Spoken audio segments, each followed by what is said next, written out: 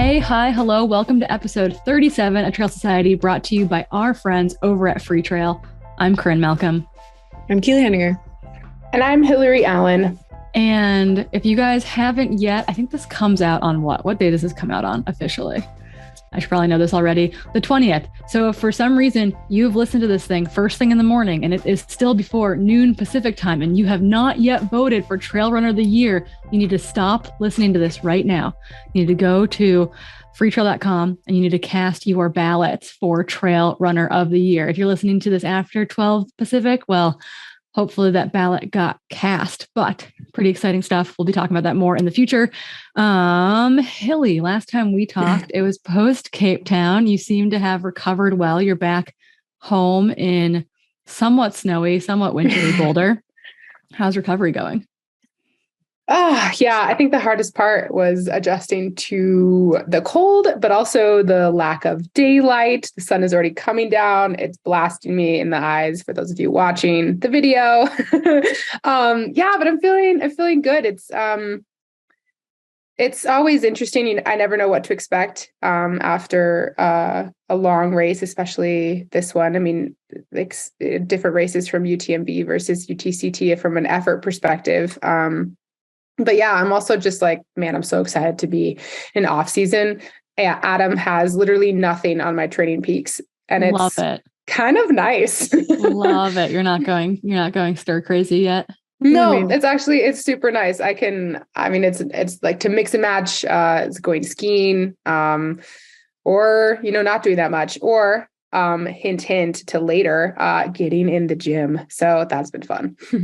Yeah. Our gym sauna just broke, which is a bummer because I feel like this is the perfect time. I don't need heat acclimation right now, but I love how the sauna feels. And oftentimes I'll jump in the sauna after a gym session or after a yoga session or something at our gym, and the heater broke. We're getting a new heater next week, which makes me very, very sad. The sauna's key to keeping the purple lips away.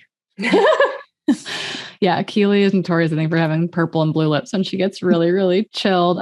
She's post-run right now, and we're going to try to get through this all before she freezes. We'll have to get her in the shower quickly. But one thing we wanted to touch on too, Keely, you kind of write a monthly science column for us over at Freetrail. It's been really kind of lovely to have that content routinely. And we just published the first in a 3-part series, and it got really great feedback, I think, online, but also in the Slack community that we have via Freetrail Pro. And I'm just wondering, how it felt to put this kind of vulnerable piece out into the world and to get the response that it did from the community. Oh my goodness. Yeah. First of all, thanks for giving me the platform. But yeah, I was really stoked to write these kind of 3-piece articles because it's obviously a big passion of mine, but I think also it's not talked about well, and it's not articulated in a way that's more story-like. I think with my science writing, I like to make it more like a story than like straight science, because it doesn't read super well. Corinne, obviously you're great at writing this too. But anyway, so yeah, our first one was talking about our relationship with running. And then the next 2 series will kind of look at our relationship with our body and our relationship with fueling. And obviously you guys can sense the theme there. But yeah, if you guys head over to the Freetrail Premium Slack, like the conversation that came out of this was absolutely phenomenal. A lot of people became really, really vulnerable, talking about how, this article really made them think about how they view running and if their relationship with running is positive or negative or maybe both. And I think we all can, resonate with the fact that sometimes running might not be the best thing for us, and we might be using it in a not so healthy way. And to Corinne's point in one of her comments is like, while that's okay, sometimes it's like really good to like be really critical of yourself and to be able to evaluate that relationship to make sure that it's not always negative and it's not driving you to do more negative habits. So this first article was really just to highlight that, like, while in the sport of trail and ultra running, we're praised for being really, really tough and for being able to endure all these things. There's certain things, especially coming to things like mental health, that we don't need to endure, and we shouldn't have to be really, really tough during, because we're allowed to like seek help for it and to really like, put our foot down and stand up for ourselves and try to be healthier and not just try to put our heads down and grind through it. So I was really stoked with the community that this first article fostered.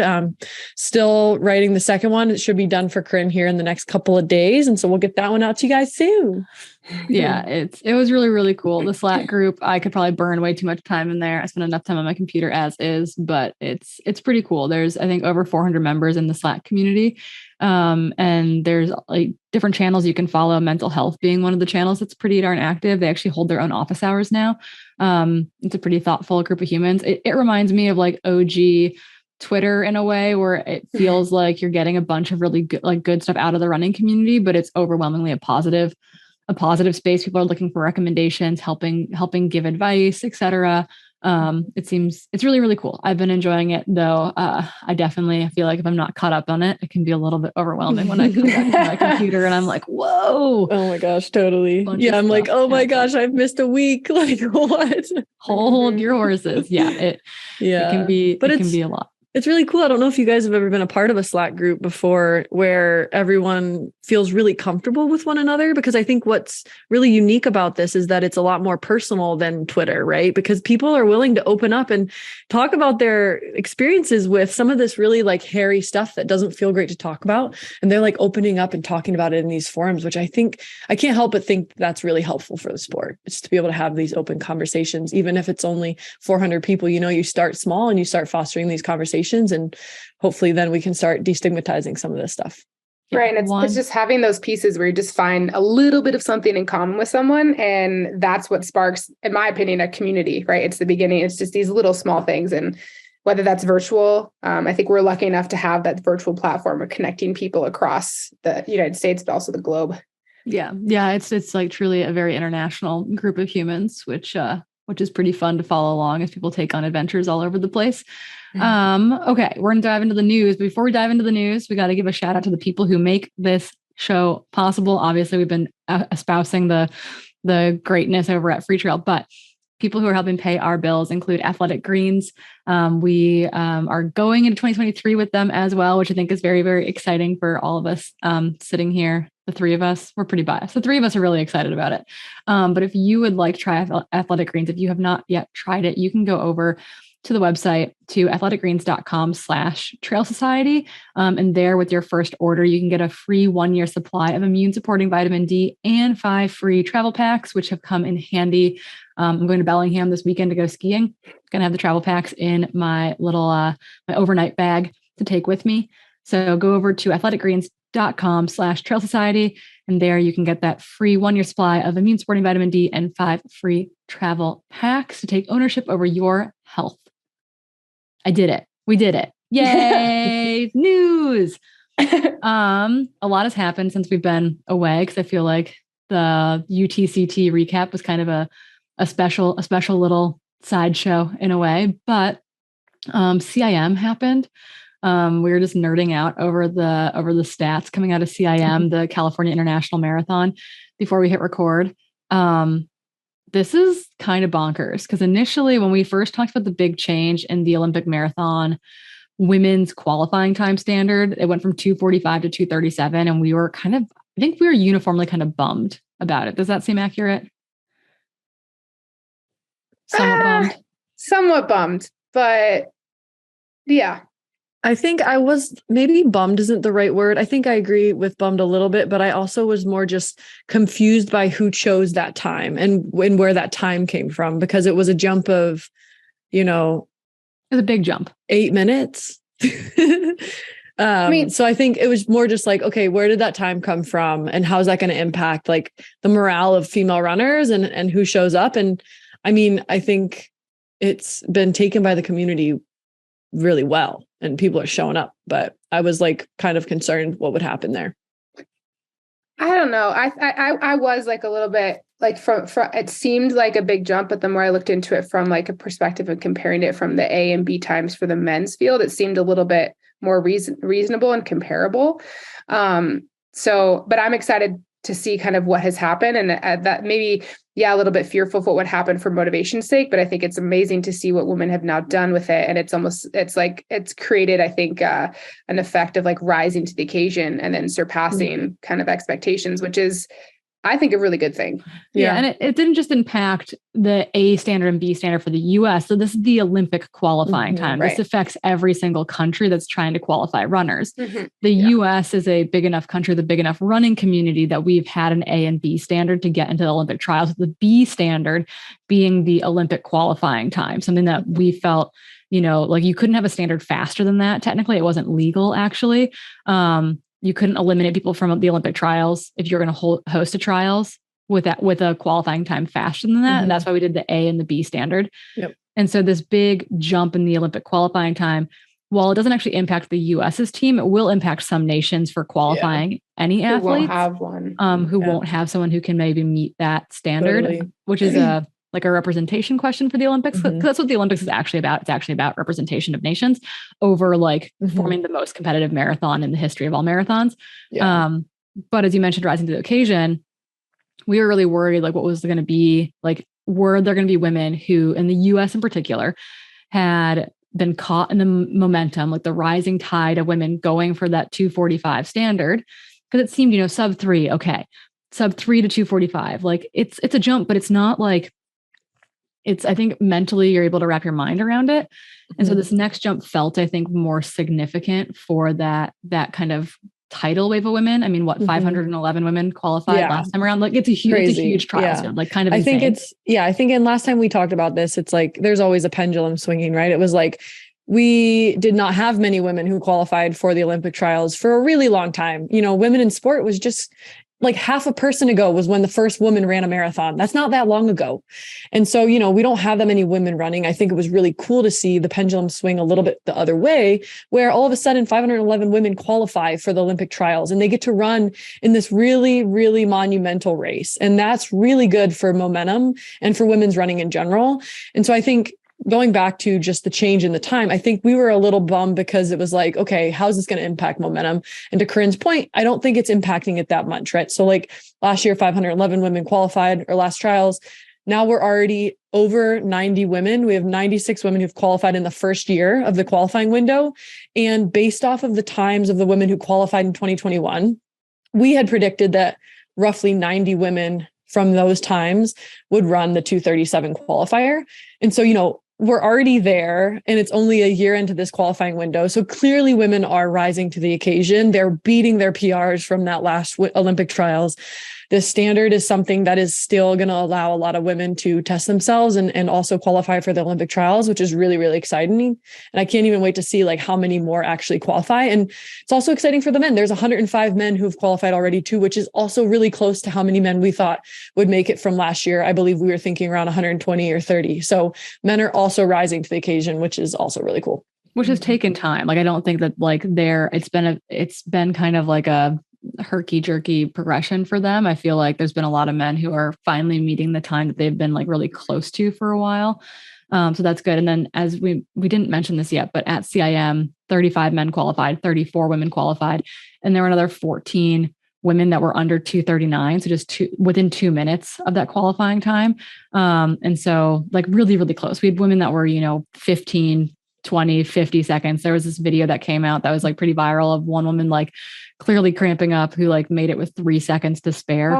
I think at the end, like her stride was like really like she was basically, it was like a power walk that still had like an aerial phase. Like it was really wild because she was like pushing as hard as she could to get across the line. She like falls down as soon as she crosses it. It was like, I think, a very emotional finish for everyone who watched it. But like made it with like a second to spare. Wow. So it's pretty cool. So we're impressed, ladies. You guys are getting after it. And can't wait to see how many of you actually get to toe the line. I think they finally announced Olympic trials is going to be in Florida. As always, there's probably some drama associated with that decision, given that Paris will be kind of a unique course for the marathon. I think it's quite hilly. And Tennessee had the bid and then they got taken away from them. So yeah, and a bid that I think they'd actually be able to match the Paris course a little bit better with hills and with some dirt, I think, actually involved in the Paris marathon course as well. So we'll be curious to see how that all pans out. But 96 of you already into Olympic trials qualifying window. So they have until December 5th next year. So oftentimes CIM becomes the last qualifier in that window. Very much a last chance for people. So I imagine that next year it'll be a very big emotional celebration for a lot of men and women trying to make their final bid at qualifying for the Olympic trials. Yeah. So Yay.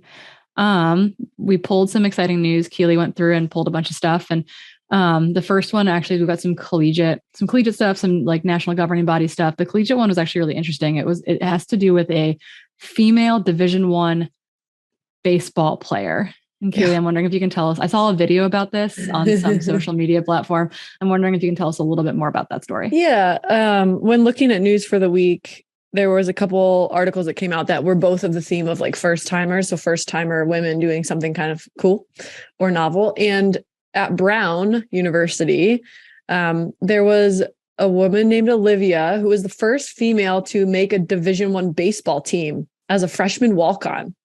And the coach actually said that he felt that Olivia put together the most complete walk-on tryout I have seen from a player since becoming a head coach, and thus gave her a position on the team, which is so cool. Like I didn't even really realize that this was going on. And so it was really cool to see this make headlines. Yeah. Yeah. I think we've seen some women make football teams. I think we haven't seen women obviously at the Division I level make a baseball team, but that's really, really cool to see it shouted out in the collegiate sports world. And then there was news coming out of USA figure skating with a new CEO coming on. And I think the historical implication there was that it's Tracy Merrick, who will be the first woman to be the chief executive officer in the 101-year history of the national governing body, which is really of figure skating of primarily a female sport. yeah. At least historically celebrated as a female force. Yes, obviously exactly. there's men's figure skating and pairs and ice dancing, etc. But kind of all under that umbrella. But 100 years, no women? Come on. Crazy. We're all about sequence. Yeah. It's literally my favorite sport to watch, men and women, but yeah. It is a really, really cool sport to watch. We've covered some of the stuff coming out of like the Russian figure skating body in the past, like some drama and abuse allegations and all sorts of, kind of craziness coming out of one specific Russian coach who's kind of notorious for a bunch of this. But kind of cool to see a woman in this position, hopefully a positive move for the organization. I think the organization has been a positive one for the most part. I actually haven't heard a ton of drama outside of inside the figure skating, the US figure skating world. I'm sure it exists. But something that I brought up with Hillary and Keely before we pushed record was that, interestingly, so Tracy comes from most recently serving as the executive vice president and the chief marketing officer for the NBA's Cleveland Cavaliers. And people might say like, oh, that's kind of odd, right? But actually a lot of national governing bodies or NGBs when they're bringing in a CEO, it is oftentimes from a C-suite position at another big corporation, be it Pepsi, New Balance, another sporting organization. So they're oftentimes an outsider coming in under the direction of bringing in new ideas to try to reinvent, rebrand, save is oftentimes a word thrown around with certain organizations, to try to bolster this sport, this national governing body for the next decade. So it'll be interesting to see what Tracy does there and what ideas she brings into that national governing body. But it's kind of like I think most of us from the outside would assume it's someone who's been involved in the sport for forever or was an athlete themselves in the sport. But really, oftentimes, like the board members are some of those people. The working groups and the athlete representation comes in those forms.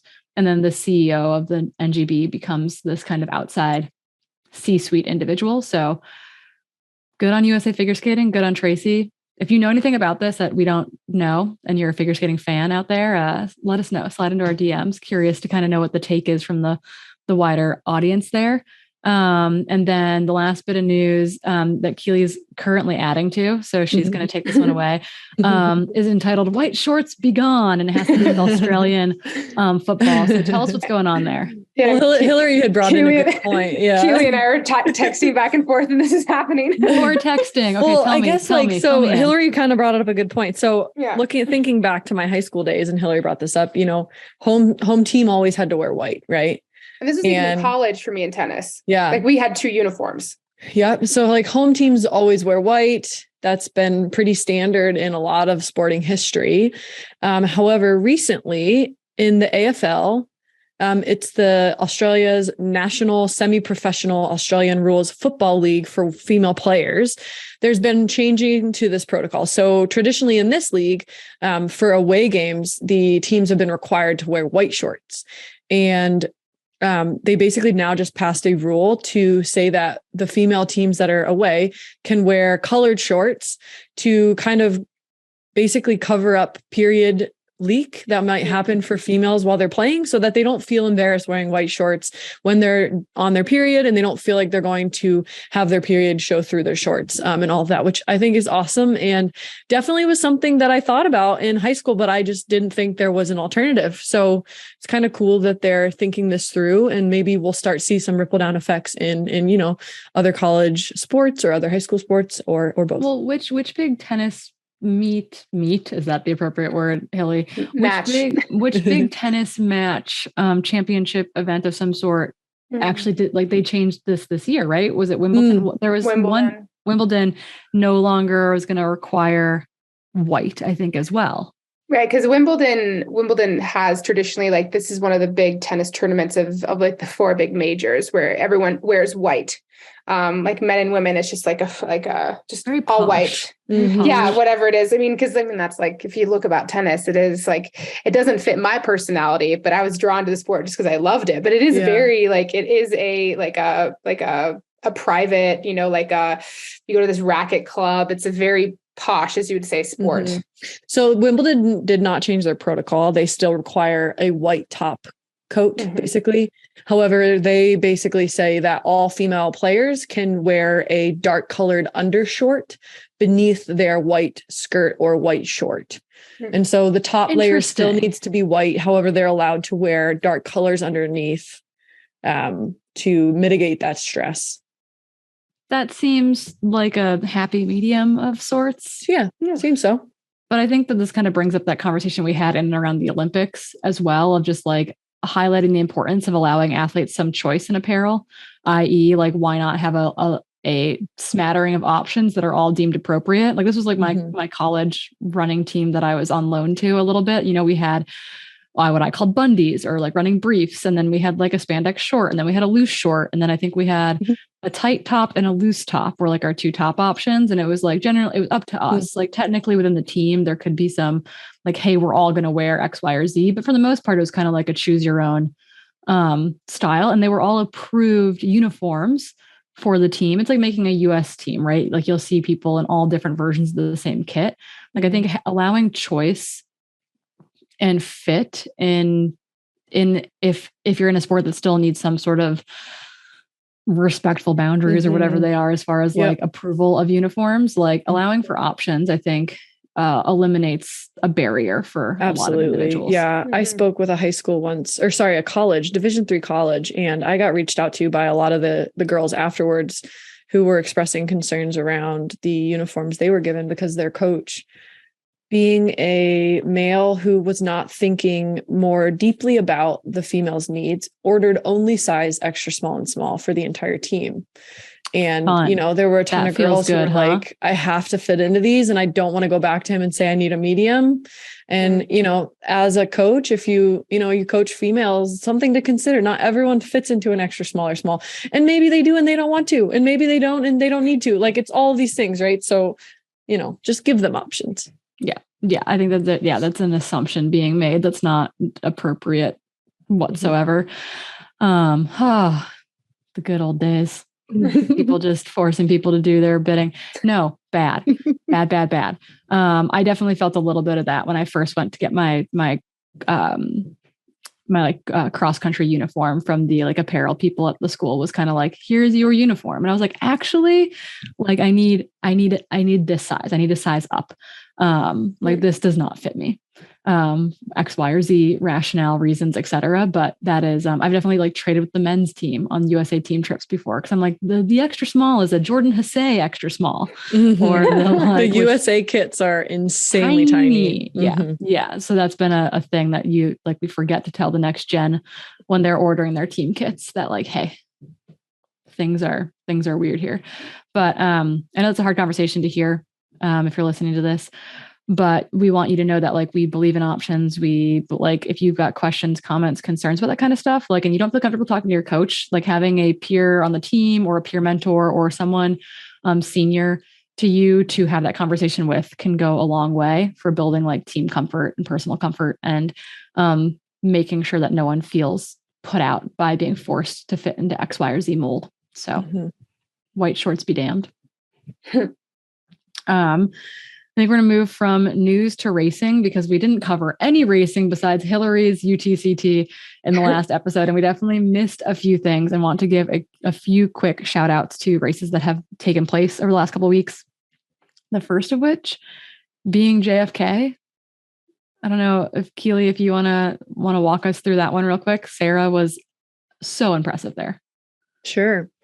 So some history went down at JFK, which is the 50 miler that starts a little bit outside of DC in Maryland, I believe. Yes. Williamsport, Maryland. It was always such a weird thing for me because I'm from Williamsport, Pennsylvania, and it's not the same. Anyways, so Ellie Greenwood, the GOAT, her course record was broken finally, and it was from 2012. So think that's also sort of the time of her Western States course record, back when Ellie was just a terror. And Sarah Beal, who's ran this race 4 times now, consistently getting better every single time. She's an East Coast runner as well. She broke the course record running 6:05:41 and shattered the course literally record. Placing 11th overall. She was just outside the men's top 10, and it was not like a shabby men's top 10. Very stout men's top 10. So big kudos to Sarah Beal. That was a stellar run and shows what like really getting to know a course does for being able to run these super, super fast times. So excited to see what else Sarah Beal does in the sport. Unsponsored. I'm pretty sure. I had mixed her and Sarah Cummings up in my head because there are a bunch of really fast Sarahs.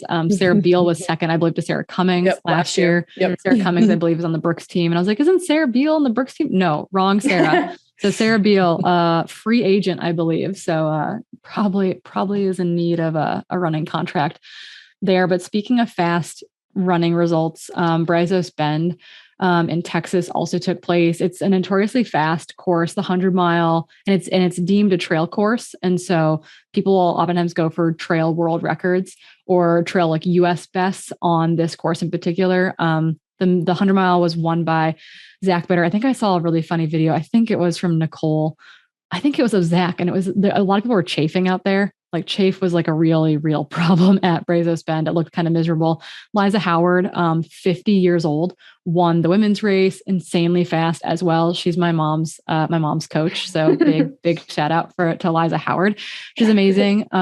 Devin Yanko, who just won Javelina, was going to double back for the 100-mile here. Opted, kind of listened to her body. I got a text from her in which I didn't see in time because I was ski touring or something. And she worked through the whole system. By the time I got back to the car, I was like, I've made up my mind. This is what I'm doing. And I was like, I agree with your decision. So she decided in the day before the race to move from the 100-mile down to the 50-mile, respecting her body, respecting how she's been feeling, trying to navigate that stress. Ran some disgustingly fast 50-mile time, like one of the faster 50-mile times in the record, like in the year for women. Really, really cool. She was second overall by a mere 2 minutes to Zach Krim. So, pod favorite, Devin Yanko, just continuing to crush it. So big shout outs there. And then who wants to talk about McDowell? I've got a counterpoint to McDowell.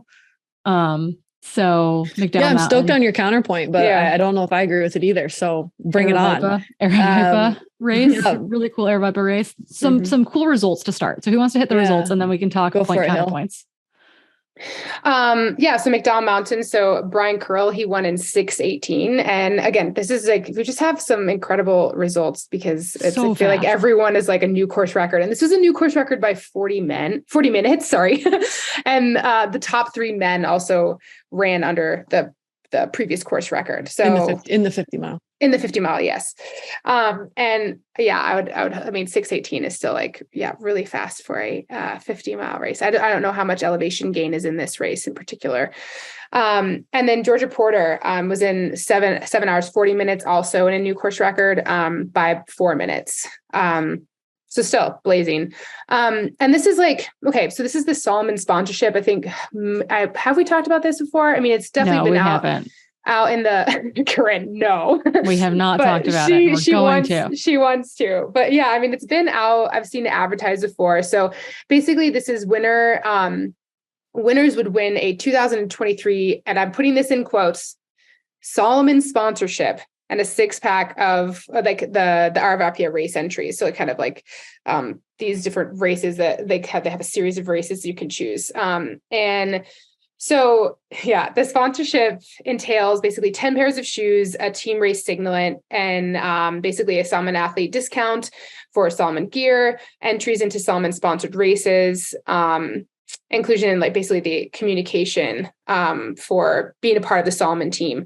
And probably I would assume like a little bit of like activation like around social media. And yeah, I mean, I'll let Corrine kind of talk, like do her counterpoint, but I mean, there's also, I mean, maybe there's a little bit of a reason why I put things in a quotation for sponsorship. Yeah. So I think it's interesting. It's gotten a little bit of hype and a little bit of play. And this is not to take away from the people who ran really fast. Georgia Porta is insanely talented, kind of newer to the scene. She was second to Katie Asmuth at the Black Canyon 60K last year. And this is like, I think this is one of her first 50-mile endeavors. So like really, really talented athlete, excited to see what she can do. Brian Curl, that's probably one of the better 50-mile performances of the year for men, like really solid run by Brian. I think we're going to see his name a lot more.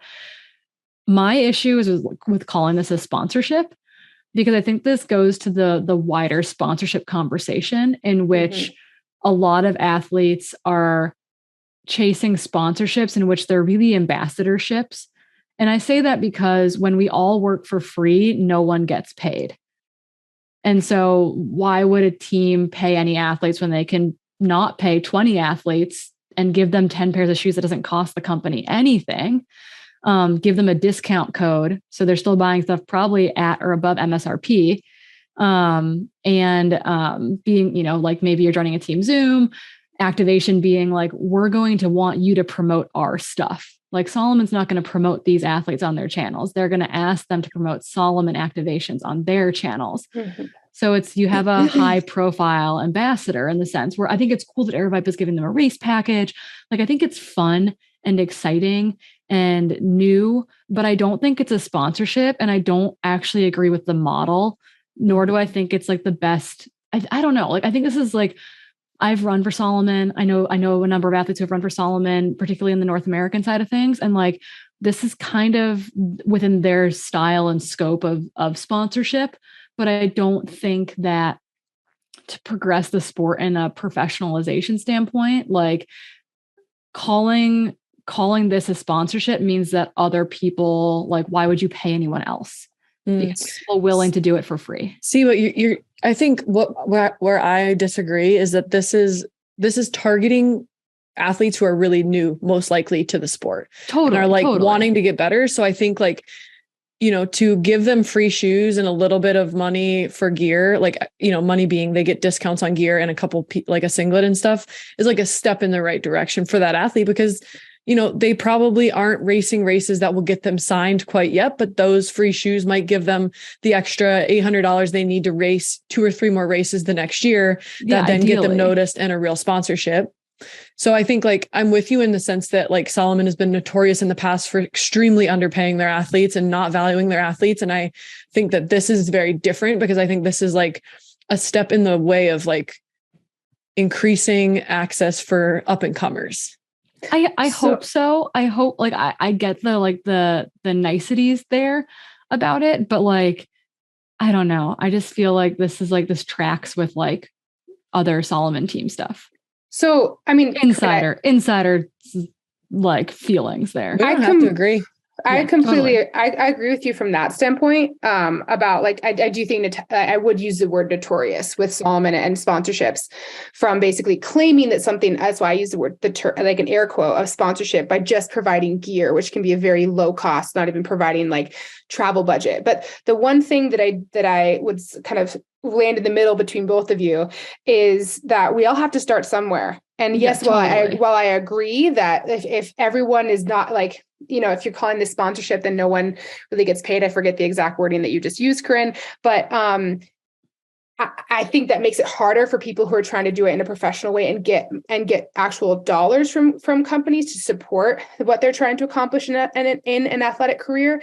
But you have to start somewhere, and you can't 100%. just expect money from a company if you don't have the results to back it up. So I do think that this is a stepping stone. Do I think that they should have added some actual cash to it to consider it to be a sponsorship? Yes. And I think that could take the form of like, not just entries into races, but to support to get to those races and money that you could actually reimburse a company for that you would actually spend. So, yeah. Yeah, I think there's some other things that would upgrade that level of support that would be financially advantageous to the athlete. Just like if like I don't know what the contract is here, like they want a contract. So it's like, are they required to race in only Solomon apparel and you're giving them a singlet and you're still making them buy everything at MSRP? Like that's not cheap stuff, even with the discount. So it's like, to me, like those are my hangups there, right? Of like, I think it's cool. I think, if this was me of 7 or 8 years ago, yeah, like that probably would have been really, really exciting to be like, oh, this is a cool way into the sport. And I hope that everyone understands, like at face value, what they're getting out of it, and they're not being told they're getting more and they're not getting it. Right. That it's not like a sponsorship that shoots you in the foot, where all of a sudden you have a really good year and you're actually like hands are tied to apparel and footwear and packs and all these things that they don't provide to you. Yeah. Yeah. Totally agree. We will see. But the other thing that came out of that was super fast running that we'll touch on quickly before we bop into kind of our meat and potatoes for today was Chris Myers broke a 10-year-old course record by Rob Krar. Like that's crazy. Stupid. Yeah. Like bonkers fast. So cool. All these course records going down. Really cold. Fast. It was cold. So it'd be interesting to look at the track record of the temps for this race, because it was chilly. Again, I don't know if it's always chilly. Maybe it is. This is just me looking into the one day, but it looked cold. Yeah. I think like 40 degrees is like optimal running temperature. Yeah. So if it was hotter the previous years, but also I think just more people are coming into the sport and it's pretty exciting. These course records are going down. Yeah. And speaking of, Desert Solstice just happened. Camille Herron was doing what she normally does. She's 40 now, just kind of like slamming through personal records, age group records, 100-mile track world record. I know that I think she lost like 11 or 12 minutes of time due to like vomiting or something. Like she took a break after running through the 50-mile time. Like she broke the 50-mile time and then she like took a break and then got back out there. So her 100-mile average was still something like stupid.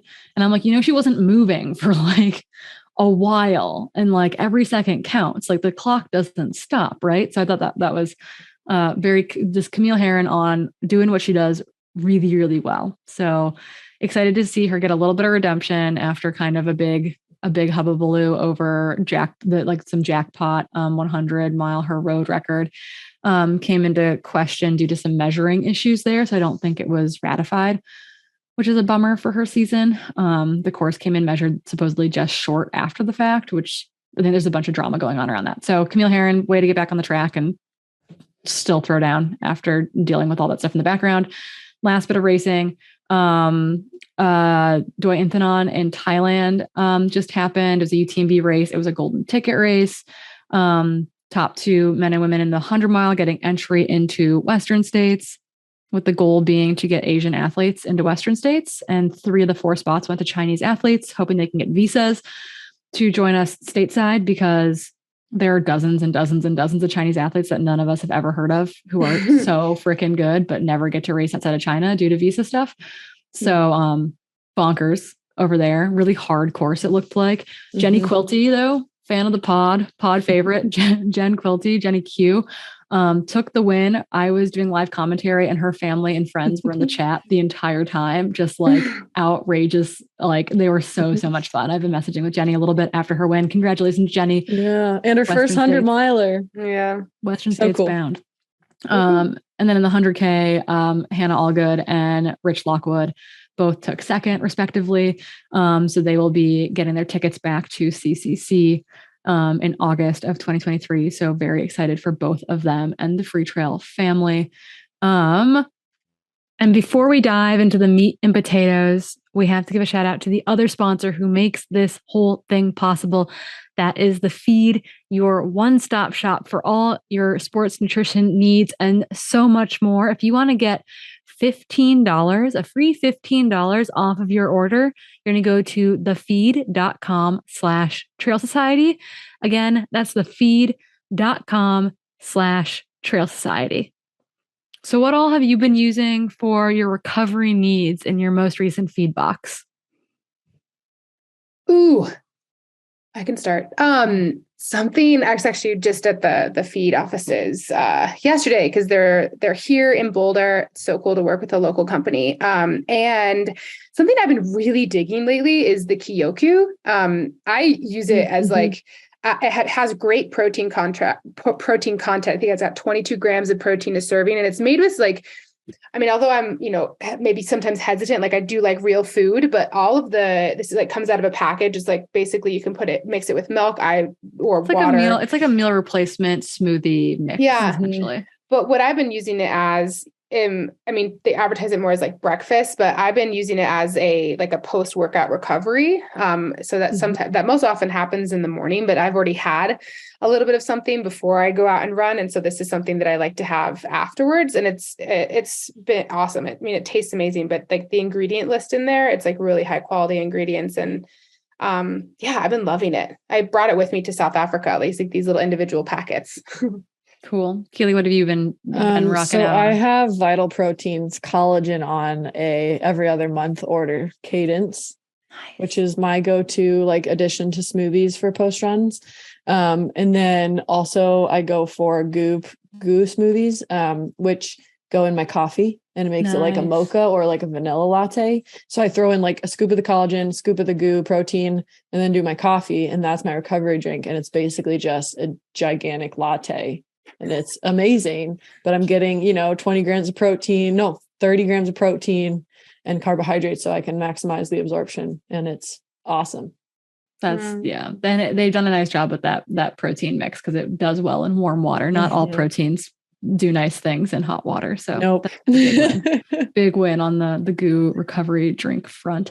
I'm team waffles, sorry, no W, waffles all the way. I just placed another order. I've got like 4 6-packs coming or something. So you know what I do every single morning. I had a coworker at Ultra who is one of the tech reps out of the West, and she says she is obsessed with waffles thanks to you. So I love it. I'm going to become the spokesperson for waffles. But we're going to dive into the meat and potatoes because we're keeping you for a whole heck of a long time today. Because we're Chatty Cathy's over here, which I decided would be my trail name if I ever got a trail name. Corinne, we talked about that on a run. That's a good one. Chatty Cathy. We wanted to talk about, we kind of alluded to this, Hillary alluded to this earlier, strength training. And we're deep into the off season for many of you listening. You've taken a period of rest, both mentally and physically. And it's kind of a great time of year, I think, to get back to basics. I like to work on weaknesses and just get really prepared for the year ahead. And obviously that looks very different for everyone. But for me, it definitely means getting back into the gym and focusing on moving some heavier objects again. Because I feel like that definitely falls away when my running volume creeps up mid-season or just before the season. And I think that you both have had similar experiences in the gym, using it for injury prevention, et cetera, getting in the gym because you're injured.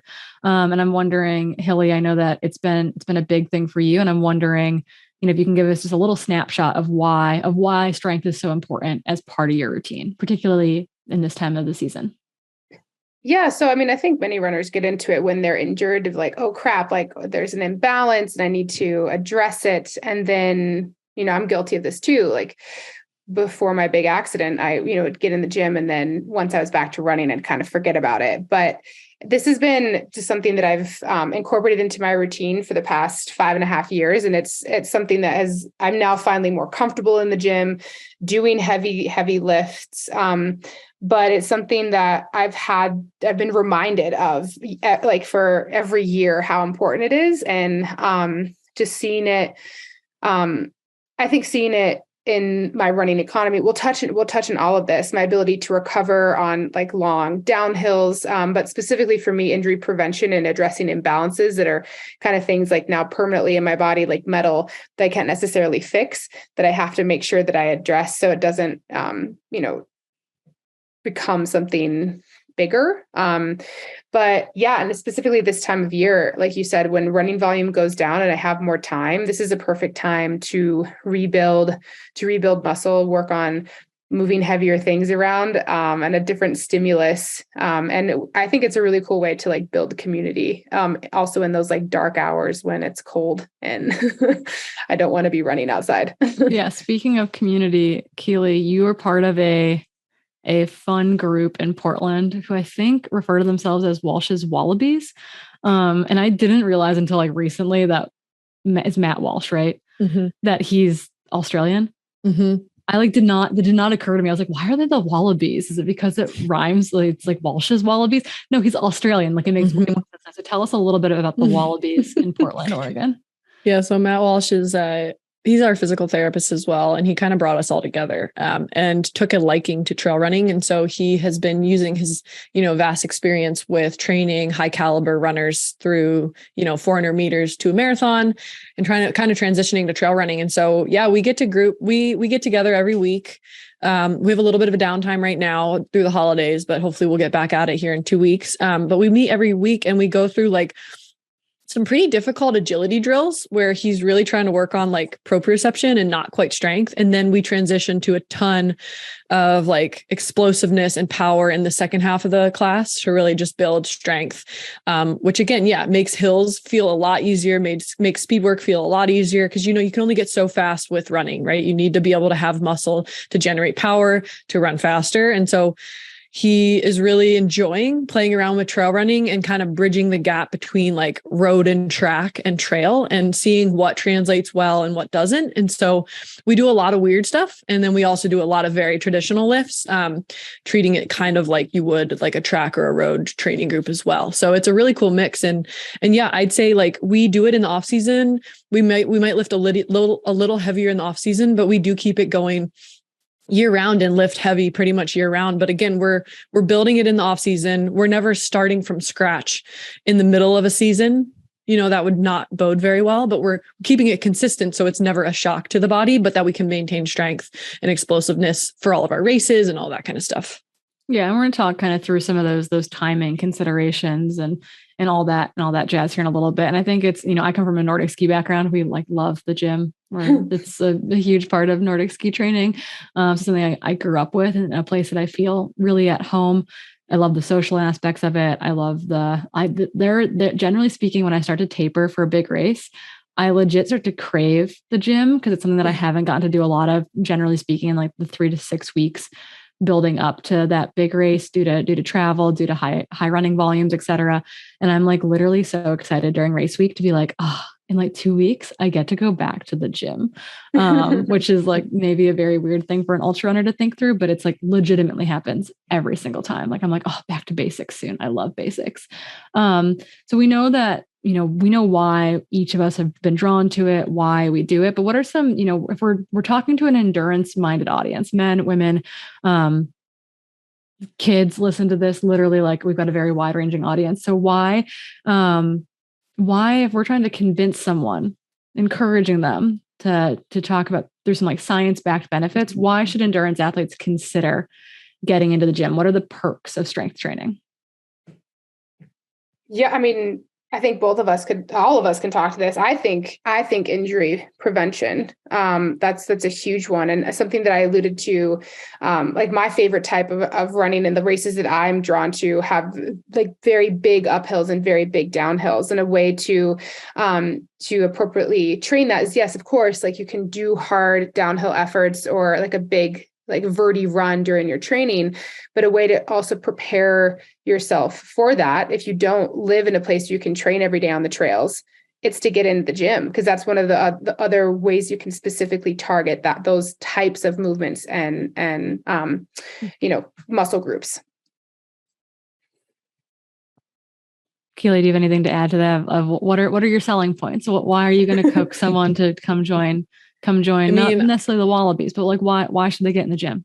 I think that the reason that I try to get athletes to go in the gym is taking it back to like the basics and trying to get them to understand that running by itself improves running economy to a certain degree. But if you really want to, go to that next level and have enough power output to really run faster, like say you want to run a new PR, but you've kind of plateaued, one of the best ways to help you do that is to lift and lift heavy and build muscle mass, and also like build that neuromuscular connection and just get all those muscles firing. And so that'd be one of my arguments. Yeah. And I think, we've talked about I believe the numbers from like 2 to 8% potentially improvements in running economy. Is that neuromuscular? Is that muscle mass? We know that there's an increased power output there. We know it's a way to kind of schedule your seasons. It's going to, I think Hillary mentioned, if you don't live in a hilly environment, if you don't live on the trails, it is a way to kind of increase that fatigue resistance to, I think there's a study that came out, actually it's what are our new Adidas prototypes that I think come out in like 18 months, that you've seen a lot of our athletes run in this year, is based around this research that was done in the last year. I think the paper just got published, which basically says that time loss at the end of the race is like much more so in the downhills than in the uphills. That's where people bleed time. And so actually getting to the gym is one of the things that is going to help with breakdown late in an ultra, like particularly on downhill terrain. I think a lot of us think of like, I need to get in the gym so my quads are strong so I can climb, but really it's preventative for, the downhill degradation of what happens after mile 60, or if you're me, mile 18. Right. Yeah. It's all those incline single-legged squat holds. Like that I'm sure you Matt loves to have us do these hops on an incline ramp, and you have to like lower yourself down very slowly when you land, and they are miserable, but they're great for eccentric loading of quadriceps when you're crushing the downhills. Yeah. So it's, and I think in that sense too, it's a little bit of a lower injury risk of being able to do this in a controlled environment over just like, I'm going to go find the biggest downhill round and bomb down it every single time I can. There's some diminishing returns from that strategy. Yeah. So I think I was going to say, I think that from there, it's kind of good to talk about, like how we periodize it over the course of the year. Like right now, we're kind of far away from for most of us are far away from our next big race. Some of us are a little bit closer than others. But how can we think about strength in a periodization like setting, as far as like how does strength look over the course of the year? And then how can we think about, building in timing of those strength goals, like it being in the maintenance phase versus off-season lifting versus, in and around race time. Like, do either one of you have strategies that you found are really effective there, or work with strength coaches who have a specific tactic or style when it comes to thinking about how a runner, how an endurance athlete can utilize different forms of strength training over the course of the season? Yeah. I mean, my coach definitely emphasizes going a little bit harder when you're in your down season, so you don't have any races coming up. But he and I kind of emphasize to athletes that you got to start lifting so that you can continue lifting and continue the maintenance lifting throughout the season, and that it's not going to impact your running, because I do think it's really important to keep it going throughout the season. And so it might be like a little more heavy during times when you have more time because you're not training, you're not peaking for these races. But that doesn't mean you don't do it when you're still training. It's just dialed back a little bit, and it's a lot more specific, and it might be less reps or less weight, but it's still going to happen. But again, like this might be a little bit off topic, but when I was working full time and I was like still kind of coaching myself and or not listening to my coach and running way too much, I just couldn't lift. I didn't have time. As soon as I would throw in one extra variable, I would be injured because like I was already pushing myself well past my limit. And so I wasn't recovering from my running, let alone was lifting going to help me in any way, because it was just another energy source being taken away from me and damaging my muscles to no recovery, right? Because I was not recovering from anything. And so having time is really important. And if you're really time crunched, you need to really evaluate the schedule to like cut back some of your running if you're going to start lifting, because you can't do everything, and adding more fuel to the fire is not always a good thing. Yeah, I couldn't agree more. I mean, I think it's like looking at athletes like, okay, are they time crunched, right? And if it's more specific to run, then okay, you should run because that's what you're training for, if that's where your goal lies. But then the second question also is like, okay, but if you're a time crunched athlete and you're injury prone, like what is the appropriate combination? And you're over 40, let's say. Right. Like all of a sudden, well, if you're over 40 for women, and if you're over, I mean, like there's a point in time where it's like, what you can get away with in your 20s and 30s. Yes, I would start lifting before that, but it's something that it is a conversation that I highlight with more emphasis and importance for my athletes that are over 40, particularly for my women. And then I would say over 35 for women, but that's just me. Yeah, no. I said, like, I think you can start earlier, but when we see muscle mass decline, we can talk about this in more detail here in a second, was like, generally speaking, it really is kind of a more rapid, I hate using the words rapid decline when it comes to aging. After the age of 40, I was writing a paper or writing an article about the aging athlete, and like every single research article had something of like fighting the rapid decline of aging. Like they were just all very negative. I don't think it needs to be negative, but there is like I would suggest, if you've got the time and you're listening to this, strength training is important. As you age, and that's how I say to my athletes, as we age, we all need more of it. And it still comes down to that time crunched aspect of it, though, obviously. Right. Which might mean less running. Yeah. Which is okay. Right. Yeah. I'll also say too, like I tell athletes, like, well, this is the ideal way to do it. But let's face it, like, you're a human. You don't always live in ideals. Like ideally, right, as Keely mentioned, you don't want every day to be hard. Right. You have to think about timing. You have to think about, where you are in the year. You can think about where you are in your week, even, or where you are in your like kind of mini training block. Right. Like I always propose it in ideals to athletes, but I'm like, hey, look, like the ideal might not actually work for your schedule. And so we have to kind of figure out what that means for you. And and that will change over the course of the year as strength is periodized. But I think right now, speaking specifically to the off season style of strength, like ahead of your most important running, I think you can get away with less running and more strength time. And so I think that it's like, you're not necessarily sacrificing your running workouts being good, because you're just doing less of that running work right now. And you're using the darkness hours to get into the gym with some friends, maybe instead. Yeah. I mean, and I think it can seem a bit intimidating. I know, especially it was for me, like we're telling you, oh, okay, you need to lift, and you need to lift heavy, right? Like there's a learning curve that happens with that. But I think it's like the point of this is like to encourage runners to get into the gym. I know like a lot of women that I work with too, is that they're afraid to bulk up. Right. And this is also the section, but really, I think it's more about change in body composition and like timing of nutrition around that lift. And it's actually really hard to really bulk up. If you are an endurance athlete and you're listening to this, it is almost impossible for you to bulk up by just going to the gym and lifting heavy. The people who are putting on tons of muscle mass are working so freaking hard to do that. Like their protein consumption is insanely high. The target of their protein consumption is insanely high. The maybe illicit drug use is insanely high. It takes a lot of work to bulk up. And so I think that's like, that is a taboo that I think the benefits of strength training, bone density, right? Like it's one that we haven't even touched on.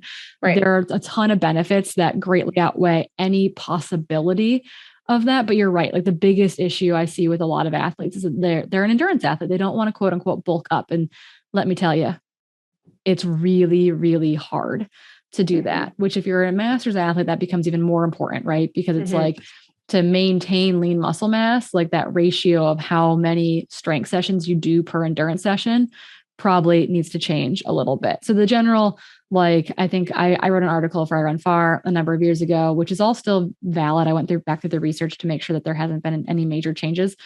there. I think it's got some funny title like Pumping Iron. We'll put it in the show notes. It's a great article. Yeah. But one of the things there was like, if you're doing 3 endurance workouts for every strength session you do, so say you go to the gym twice a week and you run 6 days a week, that's that ratio basically. There's generally no increase in muscle mass because of that endurance stimuli. And that goes into like mTOR and all these fun biochemical things that I don't think we're going to dive in here today. But basically the stimulus you get from endurance training is too significant to it overpowers the stimulus that you get from the strength training. So it's good for various reasons, but for people who are actually trying to put on muscle mass, that ratio needs to be more like 2-to-1 as far as like strength sessions to endurance sessions to strength sessions. So you'd have to decrease your running and increase your strength, or add in maybe 2 more days of strength to your week. So it's a lot of work actually. So I think it's kind of a funny taboo in that sense. Like people are worried about it. And I'm like, wait. Let's talk about that a little bit there. But Keely, do you want to touch on bone density? I think that's kind of an important perk we missed. You're muted. I can't hear you. Yeah, didn't know I was muted. I was going to touch on that a little bit. I was going to say the 3-to-1 ratio is interesting because in that paper as well, you kind of touched on how you could adjust that if you were a master's athlete, and you could kind of adjust that to be more like 2-to-1, because for a master's athlete, where they're having that muscular atrophy, they're going to respond better to a higher ratio, right? They're going to need to lift a little bit more to maintain that muscle mass compared to a younger athlete. And then looking at master's athletes, there's 2 reasons behind lifting for them. One is to increase bone density because they need to maintain bone integrity so that they have less fracture risks as they get older and they fall. And the second one is actually, to build strength and balance. And to put this into context, my PT talks about this really well. He actually used to kind of make fun of us trail runners a little bit, because he'd be like, you guys are trying to make your bodies do these really complicated tasks, because, if you break trail running down into, movements, like controlled movements, they're relatively complicated compared to like a basic deadlift or a basic squat. And he's like, you're trying to make your bodies do all these complicated tasks and you're confused why you're getting injured or all these things. And you're doing all these tasks before you're mastering the simple ones. And so he's like bringing us all back to the basics to master these simple ones, to really just build acute strength in, traditional running movements, and then be able to apply that to, maintaining balance on the trails or adjusting to the environment. And the same can be said for master's athletes. There's actually a couple newer studies that have come out recently talking about how strength training alone can improve balance for master's athletes. And again, I think it comes back to this base of like, you're mastering these simple tasks and you're building the musculature so that you can feel more stable on your feet, and you can correct yourself if you do feel yourself tumbling, and you can stay more steady. And so they're actually finding that training elderly patients or older patients, which just plain old strength training, is really improving their balance and decreasing their fall risk as well. So there's a lot of benefits to lifting for us trail runners or older athletes, to really just mastering those basics first. Yeah, I think the 2 biggest indicators of like being able to live on your own, which I don't know, that sounds kind of morbid. These are the only 2 indicators, are like grip strength and being able to get out of basically like a squat without using your hands. So like being able to get out of a chair. So basically a squat position, 90 degrees, without having to use your hands. So basically being able to stand up. Like those are the 2 biggest indicators of like long-term independence. So I think you can do a lot with that by just adding some basic strength training. And obviously, like, I don't think this is, a lot of times when we talk about master's athletes, we talk about like, how do we avoid the decline as opposed to like, how do we advance performance? There's people on both sides of that. And so it's like, while we just talked a little bit about, like these things are good for longevity, point blank in general. There are performance additive benefits from periodized strength planning throughout the year, periodized strength training throughout the year, independent of if you're a 21-year-old whippersnapper new on the scene, or if you're, Liza Howard at 50 destroying Brazos Bend, or I just got the UROI voting stuff for the year. And like we do age group things. And it was like the oldest women in the age group stuff are like insane, cool performances from like 80-year-olds, 82 and 83-year-olds. So people are breaking records, doing personal bests like well into their 60s, 70s, and 80s. So I think that a lot of this gets caught up in the conjecture of like decline, as opposed to thinking about like them as good years and like good performance years, which is a huge sidetrack, but it was on top of mind for masters athletes. Were there any other bone density tidbits? Obviously, as we age, bone density is important for fracture risks, but what about for people who, I'm 32 now. I am past my peak bone density building age on average. We run. And so our lower body receives a lot of impact. Obviously, we have cyclists who listen to that. They receive less impact. It's also not completely perfect for building bone density. So how can athletes, like, why is getting to the gym for endurance athletes important when it comes to like bone density development? Yeah. And this is something that I was passionate about too, because it's like, I think, okay, like I have lots of like muscle mass in my lower body, like from running, like up and down mountains, like my bones are good. Right. But it's actually like running itself isn't enough to load regions like the axial spine. I mean, I joked with this with Corrine when I had like a DEXA You were scan. so upset about this. I know. I had We're going to take scan. a boxing because you were so worried about your radial bone density. Well, yeah, because like, like there's other regions of the body where I'm not like basically pounding every day. And I was like joking with Corrine after my foot break when I got like a DEXA scan, because I was kind of looking at like reasons why this fracture happened. And like one of the areas of my body was my wrists and like my arms. I was like, okay, I'm going to take up boxing to, stimulate muscle development or bone growth. But so that's just kind of the general premise, is like loading other areas of your body, particularly for women. This is something for, osteopenia or osteoporosis. Like you see that curvature of the spine, right? It's like your axial spine. You need, that's a region that's really important to have good bone density, and doing things like rows or pull-ups even. Like it's okay to have an upper body and to like stimulate like the loading of those bones. And that's something that I incorporate just in like a general gym routine. But also something to note too, is that timing of your nutrition. I think that actually really helps. If your body's under stress, this is kind of to like extra cortisol levels in the bloodstream, like glucose is one of the things that can actually level that out. And if you're in an underfueled state and extra levels of cortisol or stress, whether that's from training stress or life stress, that can actually be, it can cause like basically leaching of calcium from your bones. And the easiest thing to do is timing of nutrition. And that could actually improve absorption of calcium into your bones and like help that process. So I think that combination of things is something to look at. Yeah, and this has kind of been, sorry, Keely. No, I was just going to say, and I think it's especially important for women who are, getting close to those perimenopause, menopause, postmenopause years where their estrogen levels are going down, because estrogen is huge in bone remodeling and really important for that activity. Yeah, I think this has been kind of a very wide ranging conversation about strength, what we see going on, what we don't see going on, what we personally do. Some of the literature, I'm wondering if there's anything, Keely or Hillary, that you don't think we covered or don't think we addressed clearly here when it comes to strength training, be it timing or benefits, taboos, etc.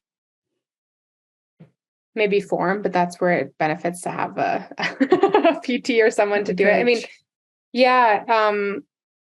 It's worth it. It's worth it to get into the gym, even if it's a couple sessions with a personal trainer, to just like become comfortable with your gym layout, where things are located, like some basic movements, etc. And then once you have those basic movements down, you can use like a more generic potentially, or work with your PT or someone to come up with like a simple, routine strength program for you that you can build off of. I guess that'd be the tie in there. And I would say, like, don't be afraid to start like lifting pretty light because you're just learning the movements. But also then to the counterpoint, don't be afraid to lift really heavy, because if you're just doing consistent lifting with 45-pound dumbbell, like you're not getting any more strength built than you would be running, right? Because you're generating a lot more force when you're landing during your landing phase of running than if you're just doing a stationary squat holding a 45-pound plate. And so as you learn the movements, again, don't jump right to heavy weight. Don't be afraid to get to the heavy weights, because to our previous point, like you're not going to gain all this crazy muscle mass, but you're going to generate a lot more force. And that's going to make you be able to run faster and run those hills a lot faster and feel a lot more resilient, which is awesome. And then my final little piece of advice would be, don't do your first lift or your really heavy lift 12 to 24 hours right before you're trying to do a really hard workout. That's not going to end super well. It's not going to feel really great. I've done it. It's doable. You don't love yourself during it, but what I try to do is to kind of get my workout and my lifting done on the same day, so that you're kind of, you're mitigating the DOMs from the workout, and you're kind of getting them both done while you're still kind of fresh. So you're not like running on really tired legs and you're not lifting on super tired legs either.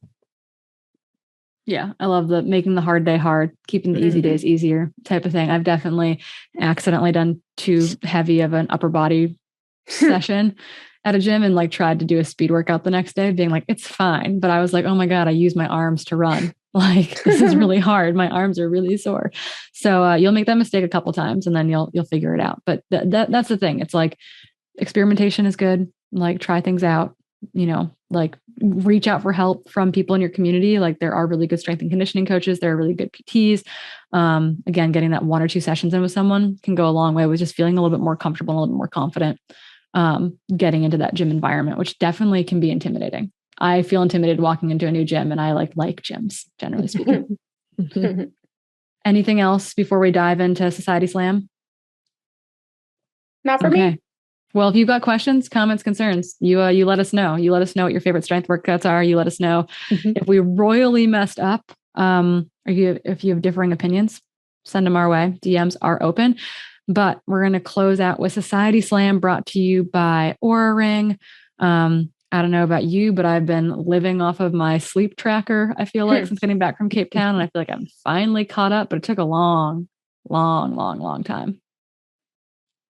Oh, I mean, that's like kind of what I wanted to talk about too. It's like the recovery isn't linear. I think we've mentioned this many times with like specifically recovery from injury, but I've been paying attention to my sleep tracker and kind of like heart rate variability throughout the day and just like general activity level. And it's been helping me track that after the 100. And I would say it's like, I feel like good, but then there's certain then I'm like, okay, like I've passed the hump. Like I'm doing well. Like recovery check. And then like another day, I just feel so just spent on energy and like I need more sleep. And so it's really cool to have that as like an external reminder that, I need to take it easier than I would generally expect or give myself time to do. Yeah, likewise. I feel like I got back from TRE, which is why I couldn't record last time. And I had gotten, 6 hours of sleep at the most, maybe 5 hours of sleep, waking up at 3 a.m. my time every day. And my readiness score was lower than even the last time I talked about my low readiness score. It was like 40. And I was like, okay, I guess this is why I feel like crap, but I like try to give myself some grace. Obviously easier said than done for the next couple of days and not freak out too much. And, everything was fine. I got my final done. I got some workouts done and all was good, but it was because I like saw those numbers and realized that I was not firing all cylinders. So yeah, backed off a bit. Yeah, it's good. It's a good way to check in with the body. Kind of keeping track on how things are trending more than anything. Keely, what do you have for us Society Slam wise? What kind of call out do you have to the audience before we sign off for the day? So I guess I have a big call out to the community to see if they want to DM us about what they liked and what they didn't like about 2022. As we go into 2023, we want to, really trudge forward on topics and episodes that you guys really resonated with. And we want to just hear back from you and what we can do better and what you liked and what you didn't like. And then we're also looking to kind of expand our team a little bit to bring on someone who wants to further our presence in the social media land, aka create our presence there, because we don't have one, and that has been strategic up until now. But now we think it'd be really cool to start something. So if you have any interest in helping us out, or know someone who'd be helpful and really likes what we're doing and wants to help us grow, send them our way. Awesome. My quick call out is we shouted out the South African community at the end of our last episode, and my inbox was flooded by that same community, including Chloe, who had a bunch of us, including Hillary and I, sign her running hat, which is pretty cool. So thanks for listening. Thanks for continuing to shout us out there. It's very, very humble to kind of get to show up all over the world and have people be like, hey, we dig the podcast. So keep listening, share with your friends. Really, really appreciate it. Hill, what do you have? Anything else to add? No, that was it about just the recovery stuff. But yeah, same thing, like Chloe, and I got to meet them at the Stellies Shakeout run in Cape Town, kind of outside of Cape Town and Stellenbosch after the race. And they were so psyched. Awesome. Okay. With that, we're closing out 2022. We'll see y'all on the trails, if not into 2023.